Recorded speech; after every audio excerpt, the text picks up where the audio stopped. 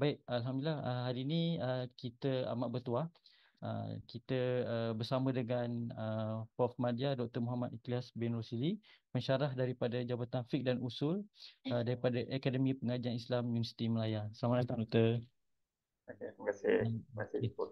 Okey, untuk program penyertaan Ramadan kali ini adalah kali ketiga dan bertajuk Bersedekah Tanpa Ragu, Keberkatan Rezeki di dalam Bulan Ramadan. Dan tidak dilupakan juga terima kasih kepada para penonton yang bersama dengan kita pada hari ini secara live di Facebook dan juga YouTube UMCCED. Selamat datang. Dan kepada para penonton, kita ada sesi Q&A. Saya secara buat hebatlah kita ada sesi Q&A pada akhir rancangan. Jika ada sebarang kemusykilan dan pertanyaan, boleh tanya di penghujung rancangan. Dan kemudian kita ada menyediakan untuk program hari ini, kita ada menyediakan e-sijil. Jadi siapa yang berminat boleh scan QR code pada penghujung rancangan jugalah. Okey. Okey, Doktor. Uh, kita berada di bulan Ramadan kan, seperti tahun ni macam biasa. Just nak tanyalah Prof, boleh kongsikan secara ringkas mengenai bagaimana konsep bersedekah di dalam bulan Ramadan, dia dapat membawa keberkatan kepada pemberi dan penerima. Dia bulan Ramadan ni berbanding dengan bulan-bulan yang lain. Silakan, Doktor. Bismillahirrahmanirrahim. Alhamdulillah rabbil alamin. Wassalatu wassalamu ala rasulil amin wa ala alihi wa ashabihi wa man tabi'ahum bi ihsanin ila yaumiddin. Amma ba'd. Assalamualaikum warahmatullahi taala wabarakatuh. Terima kasih kepada saudara pengurusi sesi kita pada tengah hari ini. Hadirin hadirat sidang penonton yang saya kasihi dan saya hormati sekalian. Alhamdulillah, syukur kita kepada Allah. Sebelum itu kita rafakkan kesyukuran kita kepada Allah Subhanahu Wa Taala atas limpah kurnia berkenan dan rahmat Allah Subhanahu Wa Taala kita dapat melalui satu bulan yang mulia. Bulan yang sebenarnya bulan yang ditunggu-tunggu oleh para umat Islam. Dan para sahabat menunggu bulan ini. Bahkan mereka telah berdoa untuk masuk ke bulan ini 6 bulan sebelum tibanya bulan Ramadan. Dan ini kerana apa? Kerana pada bulan ini adanya keberkatan, adanya kelebihan tertentu. Seperti mana yang ditanyakan kepada saya itu tadi mengenai salah satu perkara yang biasa kita buat, yang biasa kita lakukan, insya-Allah, yang biasa kita amalkan dalam kehidupan seharian kita, iaitu bersedekah. Sebelum saya menjawablah persoalan yang diberikan tadi, saya suka untuk menjelaskan pertamanya adalah apakah yang dimaksudkan dengan sedekah. Kan? Kita nak cakap ni sedekah ini mendatangkan keberkatan ataupun sedekah ini apa keutamaan sedekah ini pada bulan Ramadan ini. Tetapi tahukah tuan-tuan, puan-puan, apakah yang dimaksudkan dengan sedekah? Sedekah ini dia adalah satu amalan yang melibatkan harta. Kan? Kalau saya cakap sedekah dalam konsep yang umum adalah banyak sehingga kan tidak melibatkan harta, kan, seperti kita kata sedekah dengan senyuman, sedekah dengan masa.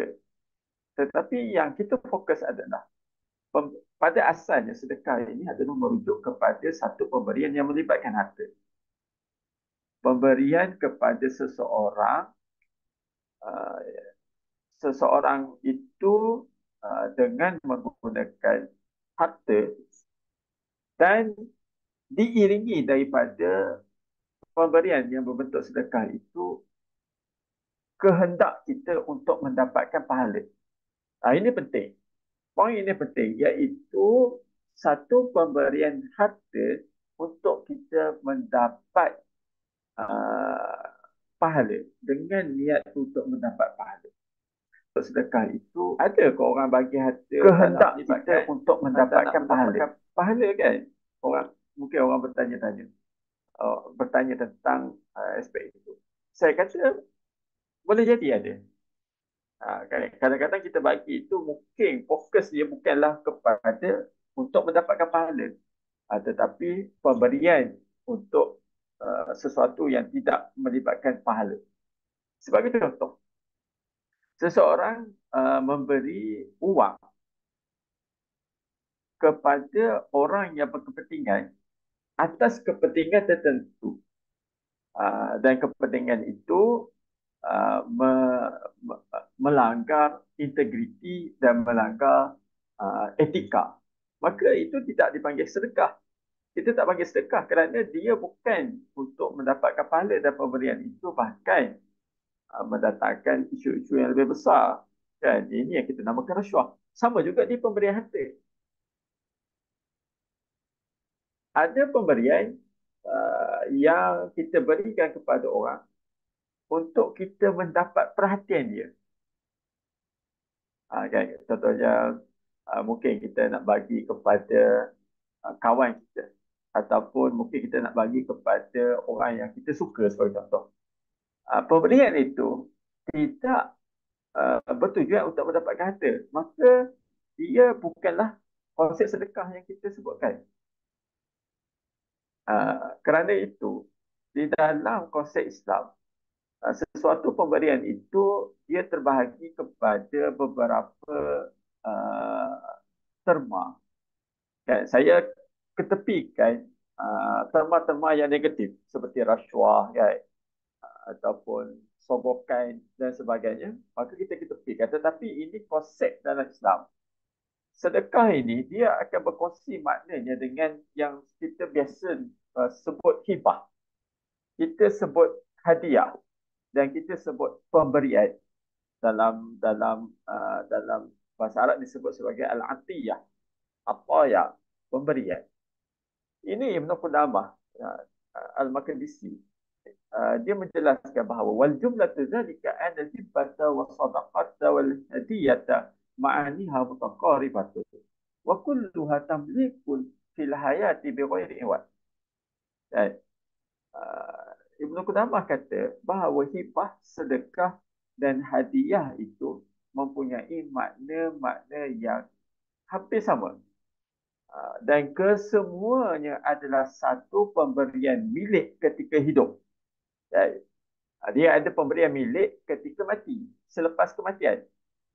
Berlakunya pemberian milik, pemindahan milik itu selepas kematian. Ini kita sebut, kadang-kadang kita sebut sebagai wasiat.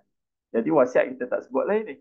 Maknanya pemberian ketika hidup tanpa ada balasan, iaitu tanpa ada timbal balas. Kalau ada timbal balas, kita panggil dia jual beli. Okey. Jadi, apa beza hibah, sedekah dengan hadiah? Kalaulah setengah, ada beberapa perspektif, ya. Saya nak cerita ringkas saja di sini. Kerana kita nak masuk kepada topik. Apa kelebihan sedekah ini? Apabila dilakukan pada bulan Ramadan. Hibah adalah satu bentuk pemberian juga. Tetapi kalau kita tengok daripada perspektif yang pertama, pemberian hibah adalah kepada orang yang berada sama kedudukan.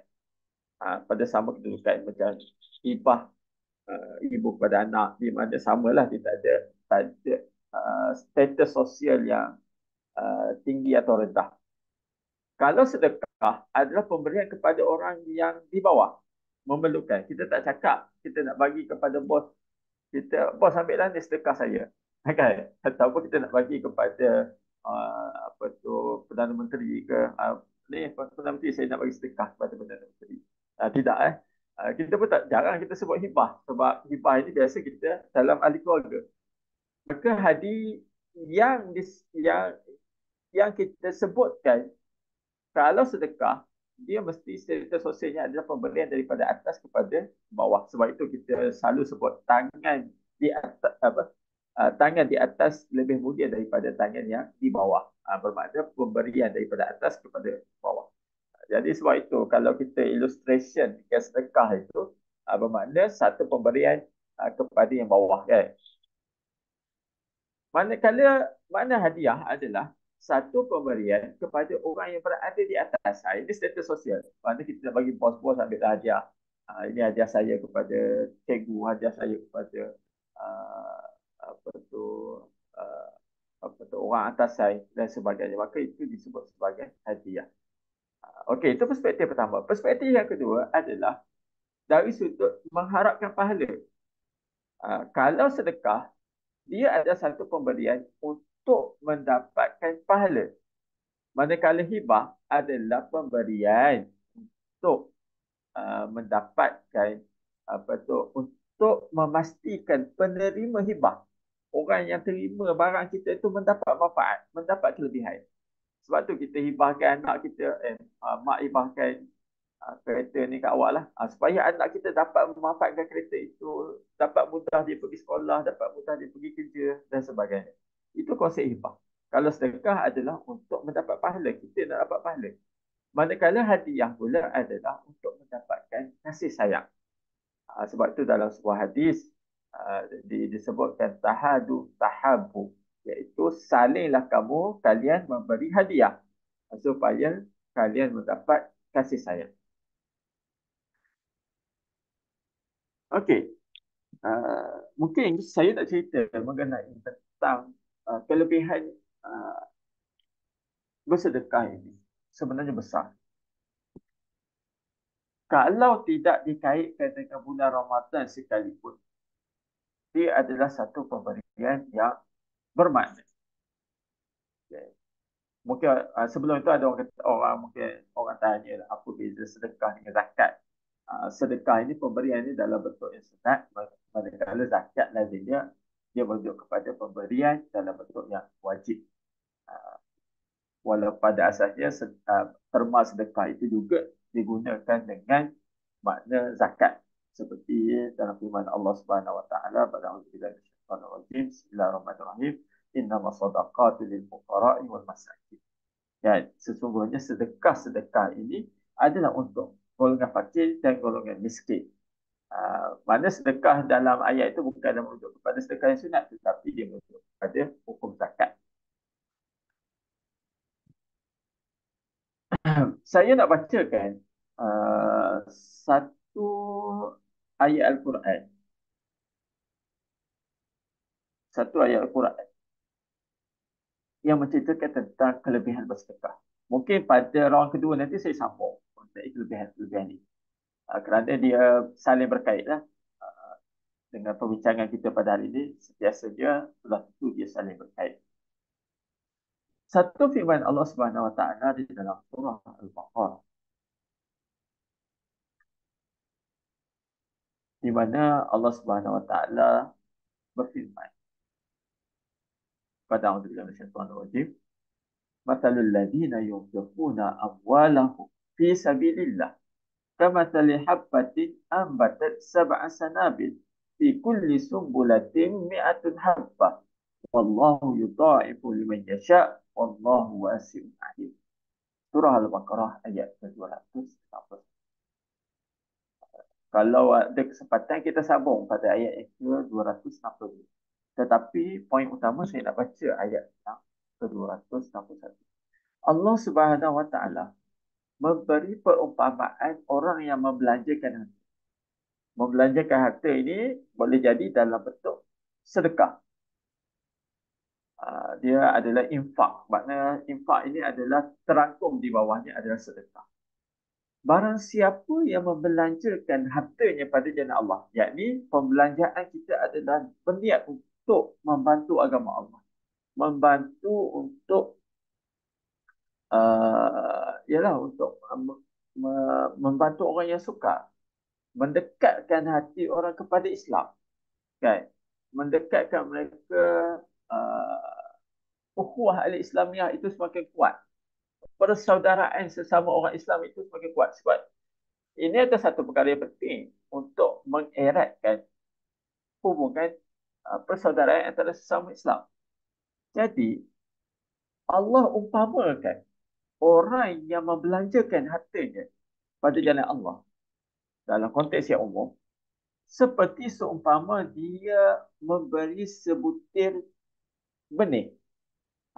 Kamathali habbah, seperti sebutir benih, yang mana daripada benih itu, seumpama dia mendapat sebutir benih, kan, bila dibelanjakan harta itu, seolah-olah dia telah mendapat sebutir benih, dan daripada benih itu ambatat sab'a sanabil, daripada benih yang sebutir itu tumbuhlah pokok, dan pada pokok itu akan didapati sebanyak 7 cabang. Pokok itu besar.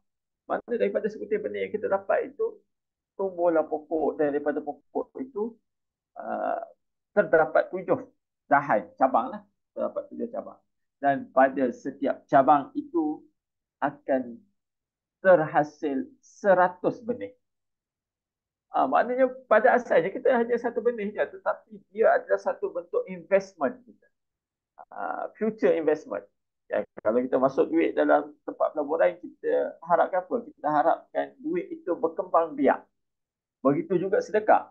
Apabila kita membelanjakan harta kita, dia ibarat kita membiakkan harta kita daripada sebutir benih kepada 7 dahan, dan pada setiap dahan akan dapat 100 benih. Bermakna ada 700 benih. Berapa kali ganda itu? Kan? Berapa kali ganda kita dapat uh, pulangan daripada pelaburan yang kita lakukan dalam bentuk sedekah. Allah umpamakan orang yang menginfakkan hartanya pada jalan Allah ini seumpama daripada satu benih dia mendapat ulangan 700 benih. Tuan-tuan, itu pemberian ketika biasa. Kan? Wal hasanatu bi asyri amsalha. Kan? Begitu juga dengan setiap perbuatan baik kita akan mendapat gandaan 10 pada setiap perbuatan baik. Illa siyam, kecuali puasa. Kecuali ibadah-ibadah yang kita lakukan dalam bulan Ramadan. Allah dalam hadis kudusi ini menyebutkan as-siyamu li wa ana ajzi bihi. Kamu berpuasa kepada aku dan akulah yang akan memberi ganjaran kepada puasa. Kan berbeza ibadah kita dengan ibadah-ibadah yang lain. Kalau satu kebaikan itu biasanya dapat gandaan 10. Kalau macam sedekah ini, satu butir itu kita mendapat 700 benih. Gandaan pulangan itu. Tetapi apabila ibadah itu dilakukan dalam bulan puasa, seperti mana hadis qudsi itu tadi menceritakan bahawa berpuasa kepada aku, kata Allah Subhanahu Wa Taala dalam sebuah hadis qudsi, aku akan memberi ganjaran kerana puasanya. Dia meninggalkan dia meninggalkan lapar dan minum kerana aku, kan. Kerana puasa ini adalah satu amalan ibadah yang kita lakukan kerana Allah. Dan Allah yang sendiri membalasnya tanpa kita tahu berapa gandaannya. Dan sudah tentu gandaan di dalam bulan puasa ini berbeza dengan gandaan pada pemberian biasa.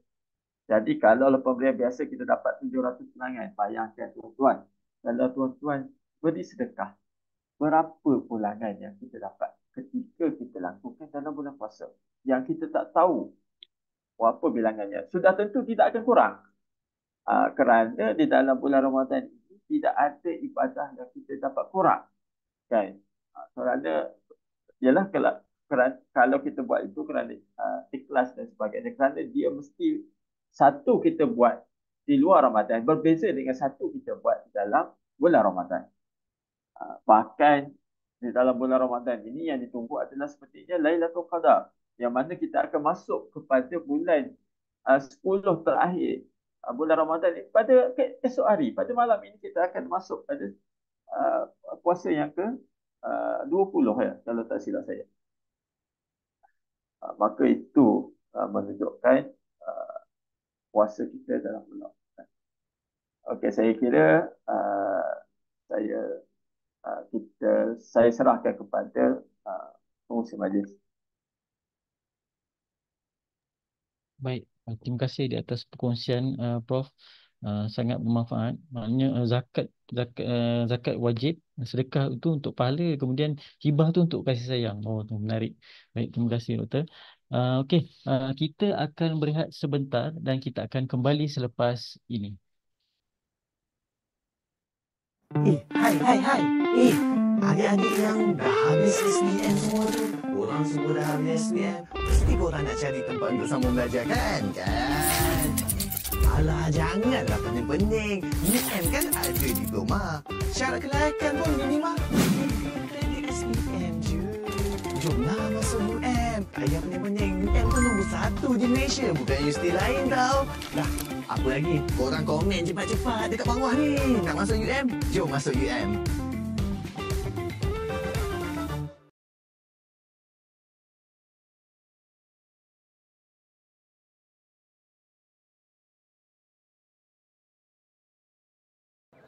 Ada yang komen lah tanya UM ada diploma apa?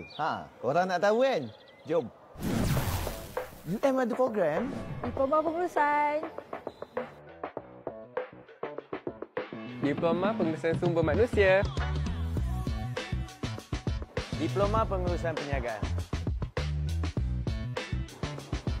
Diploma Perakaunan. Korang dah tahu kan program apa yang kita offer? Apa dulu lagi? Jomlah mohon sekarang.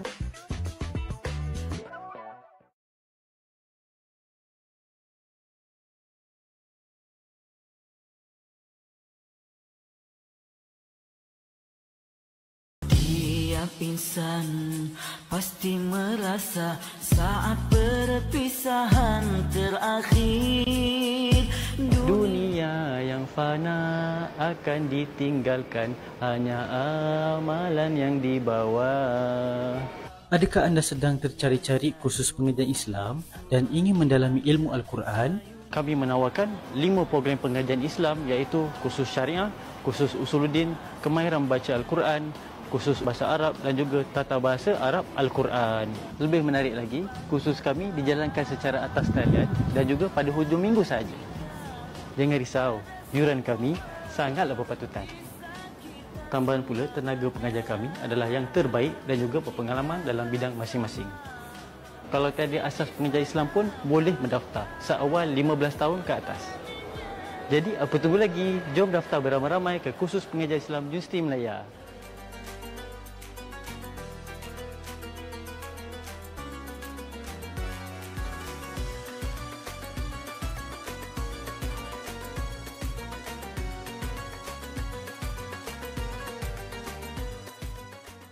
Turn your marketing vision into reality. With digital marketing, 0 to hero. Master digital marketing like a pro. Create effective digital marketing strategies. Take the next step in your entrepreneurial journey. Digital marketing, 0 to hero. Register now. Supercharge your freelancing career with AI with Digital Freelance. Reach more audiences without high expense. Boost your site's visual appeal and performance. Build smarter business strategies with AI with Digital Freelance. Scan now to register.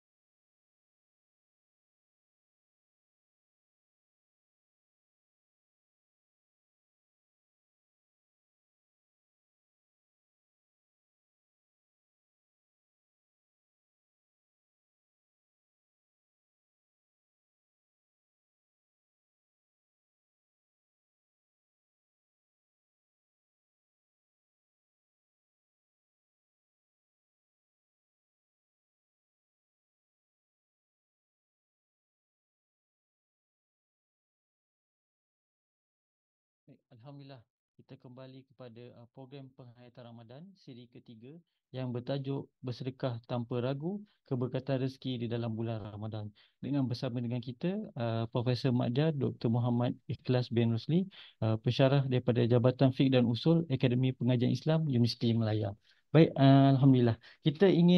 Saya ingin buat sedikit hebahan berkaitan kami daripada Pusat Pendidikan Berterusan Universiti Melaya UMCCD. Kita telah membuka, kita ada beberapa program yang kita ingin buat hebahan pada hari ini. Antaranya adalah program diploma full time. Yang ini kita ada diploma in business, management, HR dan juga accounting. Untuk permohonan kini dibuka kepada para pelajar lepasan SPM 2024. Boleh memohon melalui apply.um.edu.my melalui Maya System. Kemudian kita juga ada kursus pengajian Islam. Kursus pengajian Islam ini dia terbuka kepada siapa saja yang ingin mendalami ilmu Islam untuk ambilan Mei 2025. Antara kursus tersebut adalah kursus Usuluddin, Syariah, Bahasa Arab, kemahiran membaca Al-Quran dan juga tata bahasa Arab Al-Quran. Yang ketiga kita ada program upskilling. Okey, untuk program upskilling ini dia terbuka kepada warga yang bekerja sesuai untuk mereka yang ingin meningkatkan kemahiran lah dalam bidang masing-masing dan ingin upgrade di dalam alam pekerjaan mereka lah. Yang keempat kita ada program in-house, kita ada program latihan dalaman, kita terbuka kepada semua warga yang bekerja. Dan kita ada dua program baru yang kita baru open. Yang ini program Digital Marketing Zero to Hero. Yang ini khusus jangka pendek yang kita buka kepada siapa yang berminat dalam bidang digital marketing lah. Yang ini program ini ada secara atas talian pada 26 dan juga 27 April 2025. Kemudian kita ada program freelance. Yang ini juga khusus jangka pendek pada 11, 17 dan juga 18 Mei 2025. Program ini kita open untuk semua yang berminat lah dalam bidang freelance. Baik, Alhamdulillah. Okey doktor, kita kembali kepada sesi perkongsian kita pada hari ini. Baik doktor, saya nak tanya, kita ada sedikit soalan lah yang kita ingin bertanyakan. Okey, Boleh. okey.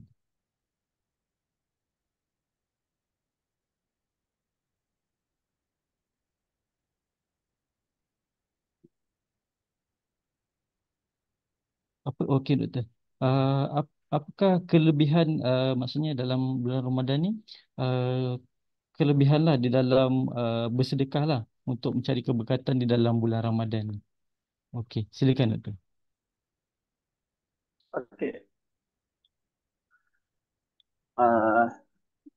Ya, kalaulah kita faham makna sedekah tadi, sudah tentu kita faham bahawa kita akan mendapat satu pahala yang besar yang dijanjikan oleh Allah Subhanahu Wa Taala. Kemudian daripada pemberian sedekah ini juga kita dapat membantu orang yang memerlukan. Inilah kerana semangat pemberian dalam bentuk sedekah ataupun zakat ataupun satu kedermawanan di dalam Islam ini, fungsinya adalah untuk merapatkan jurang-jurang sosial, iaitu kita membantu golongan yang lebih memerlukan.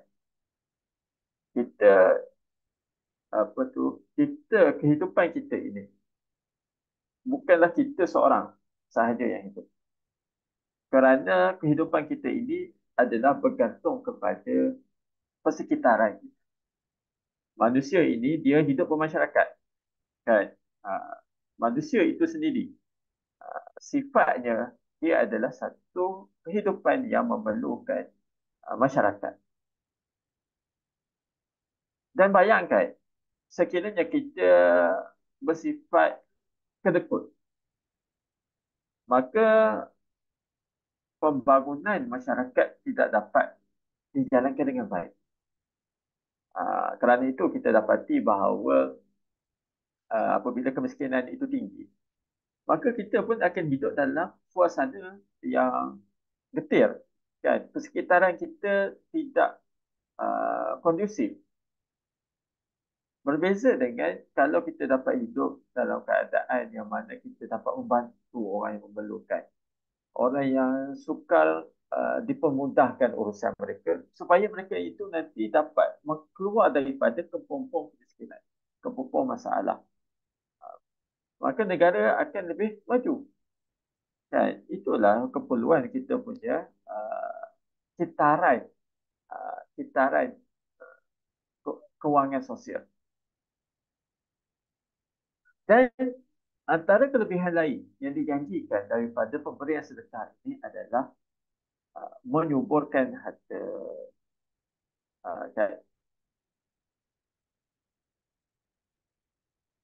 Sebagaimana firman Allah Subhanahu Wa Taala, yamhaqullahu riba wa yurbi as-sadaqat. Dan sesungguhnya Allah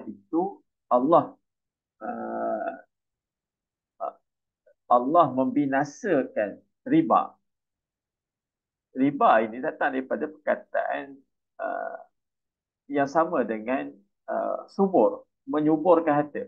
Tetapi riba ini dia adalah satu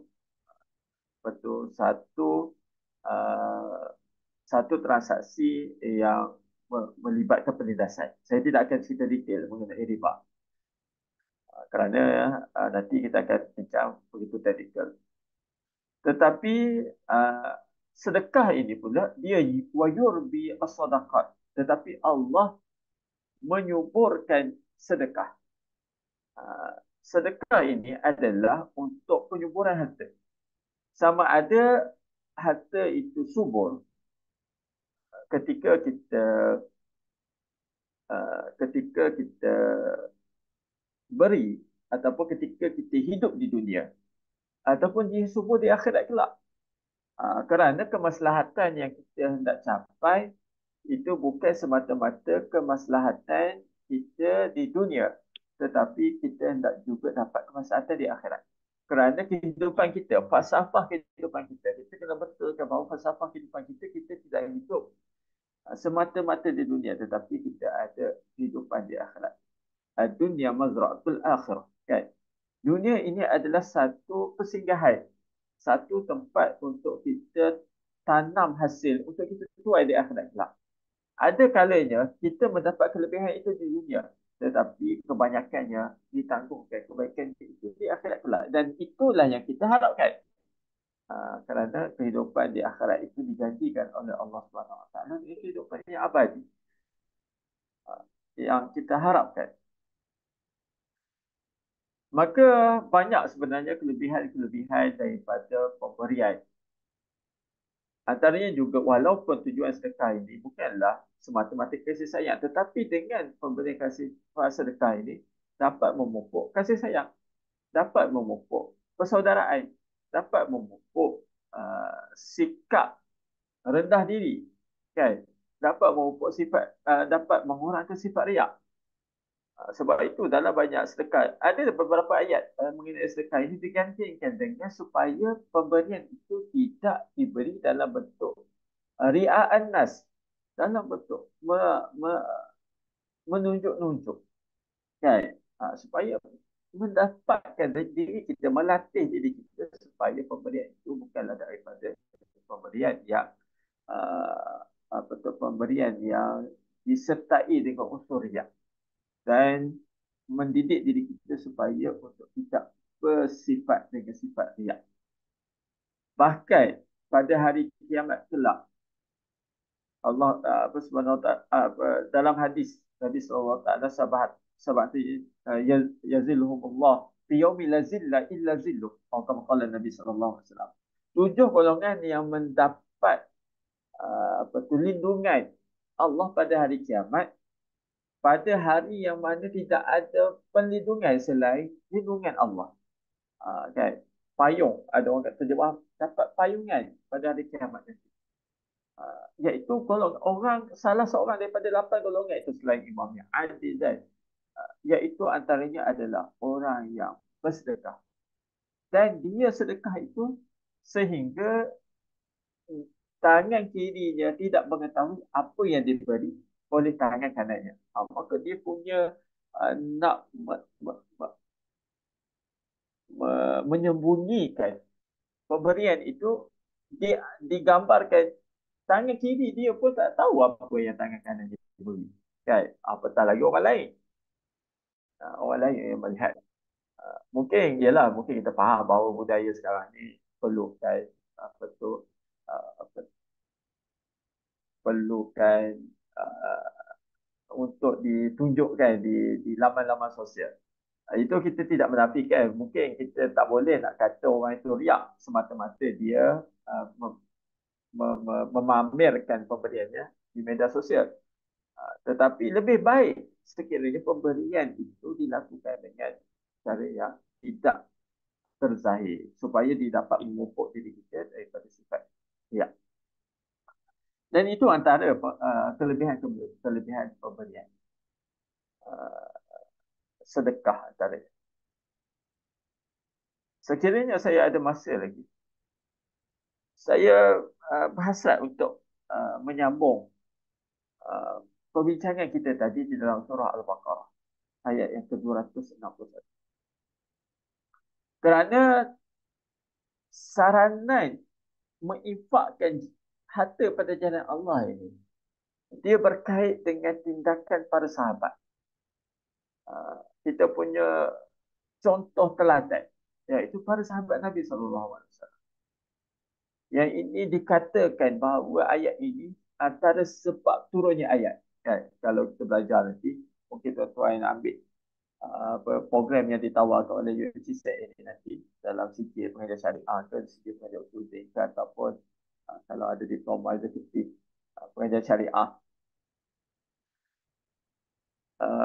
kita dalamkan pengajian kita lah, dalam pengajian kita. Tetapi saya nak sebutkan sini sebab nuzul ayat, sebab turunnya ayat. Setengah ayat Al-Quran itu dia digandingkan dengan mengapa ayat ini diturunkan. Ada sebab. Ada sebab. Kenapa sebab diturunkan ayat ini?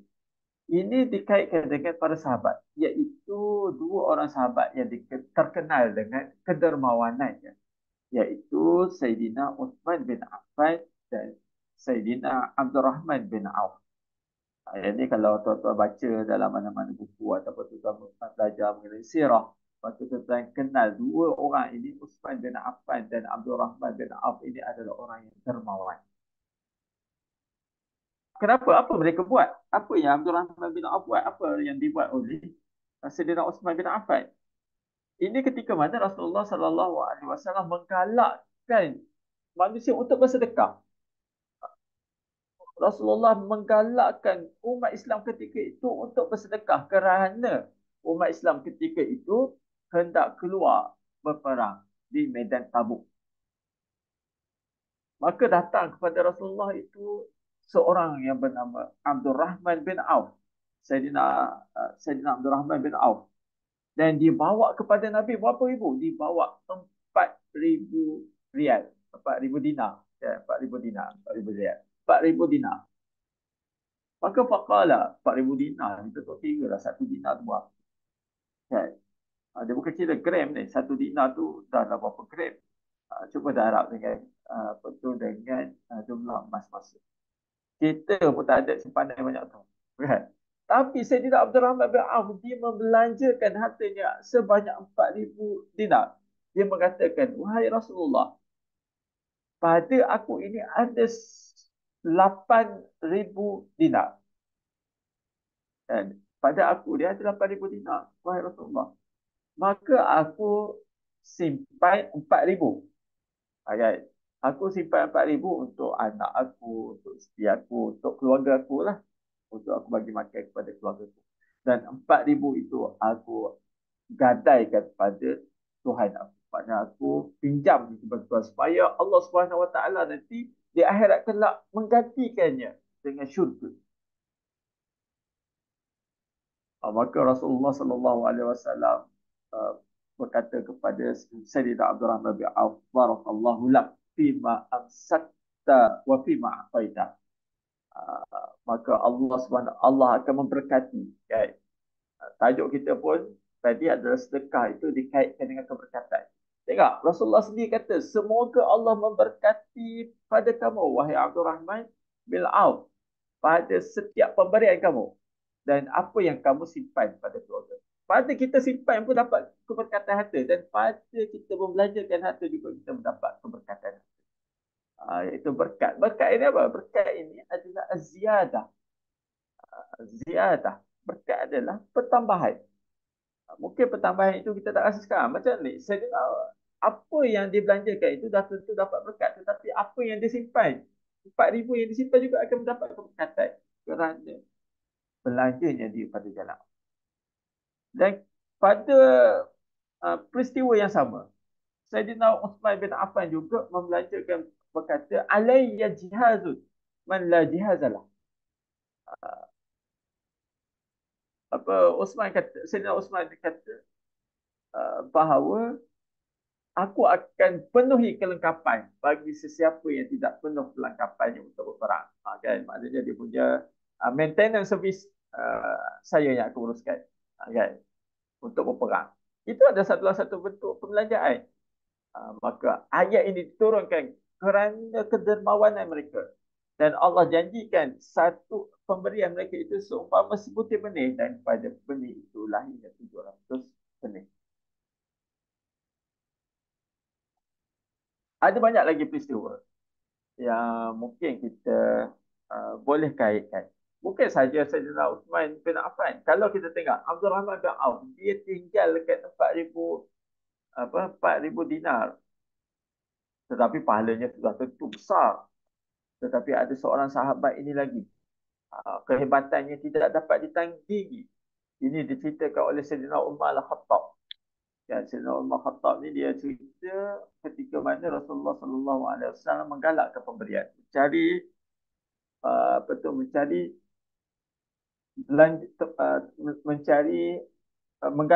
orang untuk bersedekah.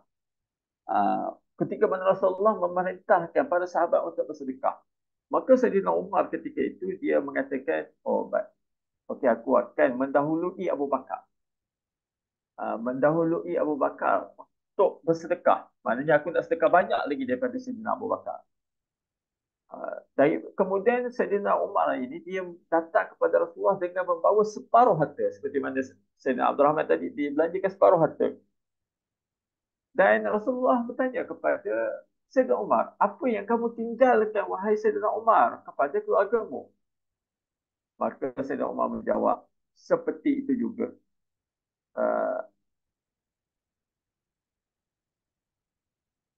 Maka Rasulullah kata, apa yang kamu tinggalkan kepada keluarga kamu, kan?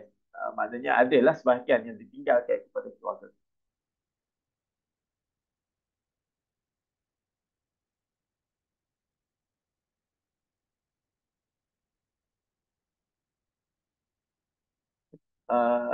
Ialah separuh harta. Maka Sayyidina Umar jawab, dia meninggalkan separuh harta. Saya nak recap. Kemudian Sayyidina Abu Bakar juga membawa harta, sejumlah harta. Dia bincang ni bukannya bincang berapa nilai. Kita tak bincang berapa nilai, tetapi kita bincangkan berapa besarnya pengorbanan. Maka Sayyidina Abu Bakar datang membawa harta. Dan kita faham bahawa Sayyidina Abu Bakar ini juga adalah orang yang kaya. Tetapi kedermawanannya itu sangat tinggi. Dan Rasulullah bertanya kepada Sayyidina Abu Bakar, wahai Abu Bakar, apa yang kamu tinggalkan untuk keluarga kamu? Maka Sayyidina Abu Bakar menjawab, aku tinggalkan kepada aku Allah dan Rasulnya. Maknanya dia telah membelanjakan keseluruhan hartanya.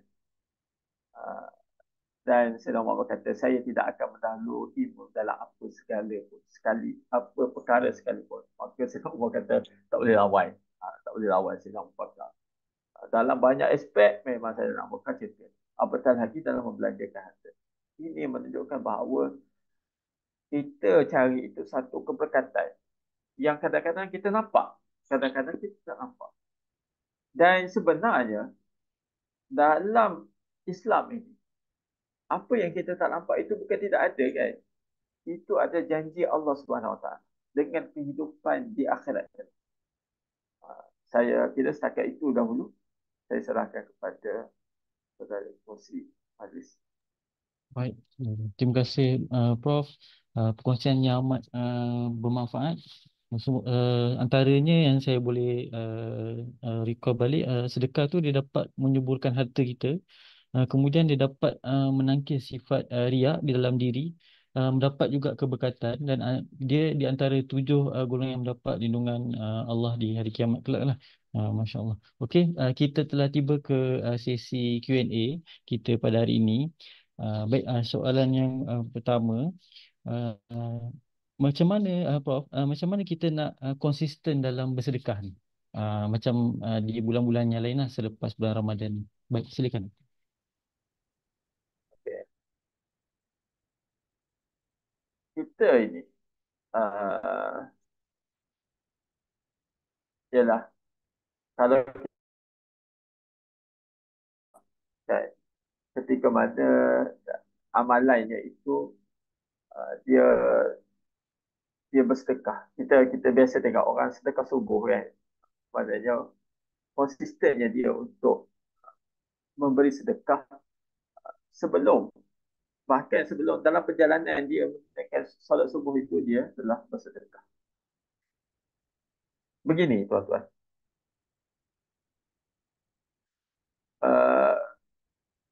Dalam konsep sedekah ataupun dalam konsep tindak tanduk kita, bukanlah sesuatu yang kita buat itu banyak. Tetapi yang lebih penting adalah sesuatu yang kita buat itu konsisten. Kan?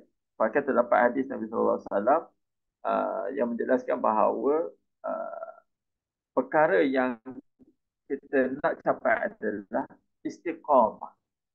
Dan istiqamah iaitu konsisten. Yang menjadi halangan kita untuk tidak konsisten adalah apabila kita buat sesuatu itu dalam jumlah yang banyak dan mendatangkan keletihan, mendatangkan kepenatan, kita rasa mendatangkan kerugian. Sebab apa? Sebab kita dah buat banyak. Jadi dia akan mengurangkan sifat konsisten. Yang kita nak adalah satu perbuatan itu dinilai daripada konsistensi, bukannya jumlah. Apa salahnya kalau kita tuan-tuan ada berapa dalam poket tuan-tuan? Kan? Sekiranya tuan pergi ke mana-mana tempat, terutama masjid, surau. Jadi biasakan daripada duit dalam poket tuan-tuan itu masuk ke dalam tabung surau. Sedikit atau banyak, itu tidak menjadi masalah. Tetapi biasakan, maknanya singgah nak pergi toilet, lalu dekat pintu toilet tu ada tabung, masuk ke tabung 50 sen, RM1, RM2, RM3. Maka jadikan itu biasa. Pergi R&R, ada surau, masuk. Nanti tuan-tuan akan dapat lihat kelebihannya.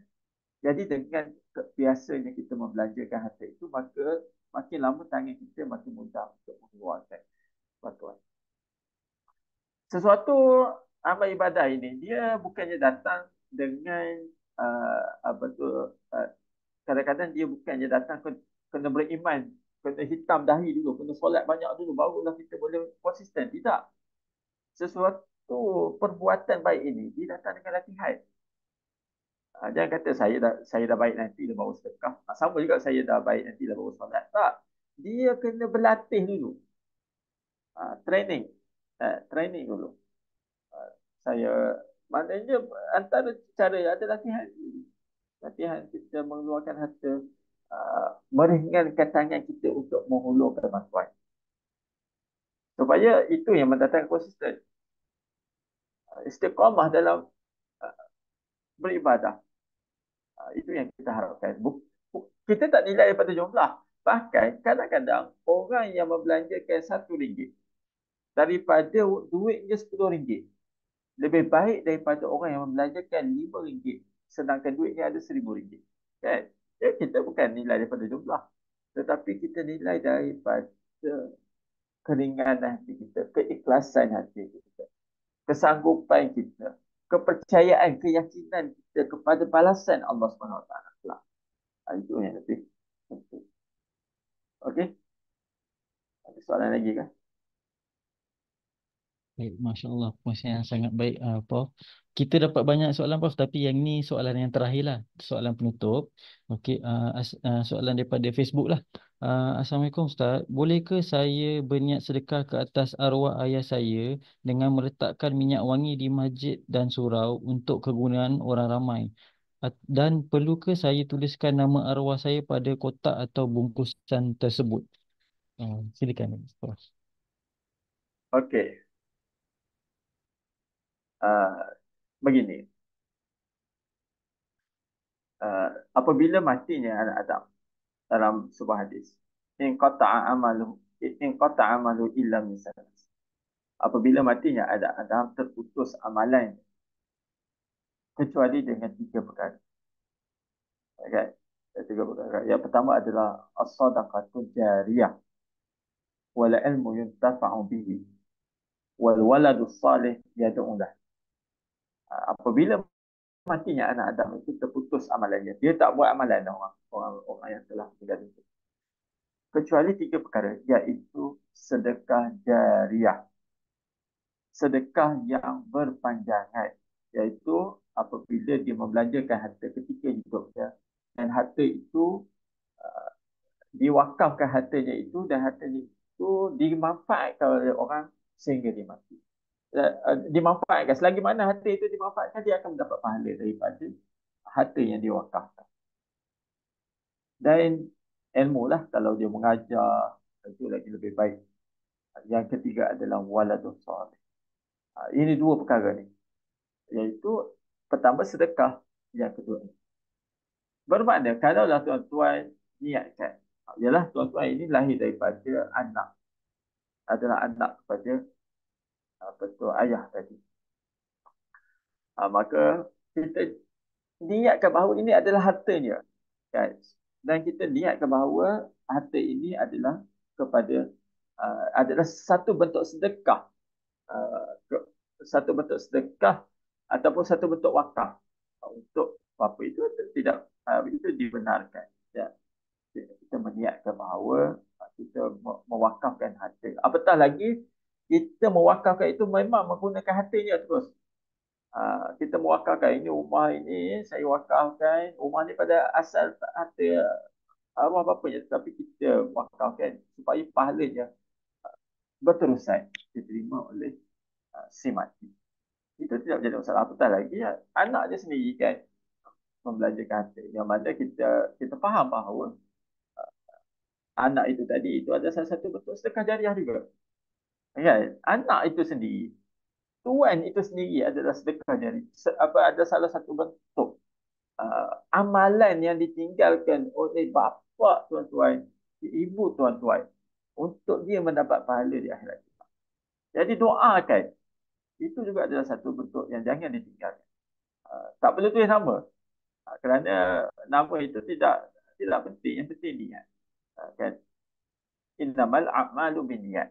Sesungguhnya amal itu adalah bergantung pada niat. Tak perlu tulis nama. Kalau nak tulis nama itu tak jadi masalah. Kan? Tapi sebab kita dah wakafkan. Mewakafkan harta itu telah memindahkan pemilikan kita kepada pemilikan Allah SWT. Tak boleh nama. Niat itu sudah tentu. Dia akan menjadikan orang yang memanfaatkan harta itu, pahalanya akan mengalir berterusan, dan insya-Allah kita doakan supaya pahala tersebut disampaikan kepada arwah ayah ataupun ibu. Okey, tuan. Baik, Alhamdulillah. Kita telah sampai ke penghujung rancangan. Baik, saya ingin minta maaf terlebih dahulu kerana tak dapat membacakan soalan-soalan kerana banyak. Mungkin kerana ada sesi lain kot, Prof. Mungkin kena ada sesi lain kot. Banyak soalan masuk, saya minta maaf ya. Okey, Alhamdulillah.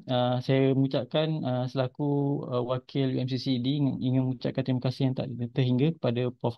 Madya Dr. Muhammad Ikhlas bin Rosli di atas perkongsian pensyarah daripada Jabatan Fiqh dan Usul Akademi Pengajian Islam Universiti Melaya. Jazakumullah khairan jazak Prof. InsyaAllah ada masa kita jumpa lagi.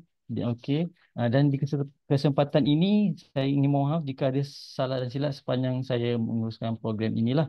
Dan saya selaku wakil UMCCD ingin mengambil kesempatan ini ingin mengucapkan selamat Hari Raya, maaf Zahir dan Batin in advance lah. Mudah-mudahan kita akan berjumpa lagi di program yang akan datang. Okey, itu saja sekian daripada saya. Okey, sebelum saya menutup, jangan lupa jika siapa yang ingin mendapatkan e-sijil, so e-sijil kita akan paparkan dekat paparan skrin. Boleh scan QR code kemudian kita akan hantarlah untuk e-sijil bagi program ini. Baik, saya kira itu saja daripada saya. Kita berjumpa lagi pada masa yang akan datang. Baik, sekian. Assalamualaikum warahmatullahi wabarakatuh. Waalaikumsalam.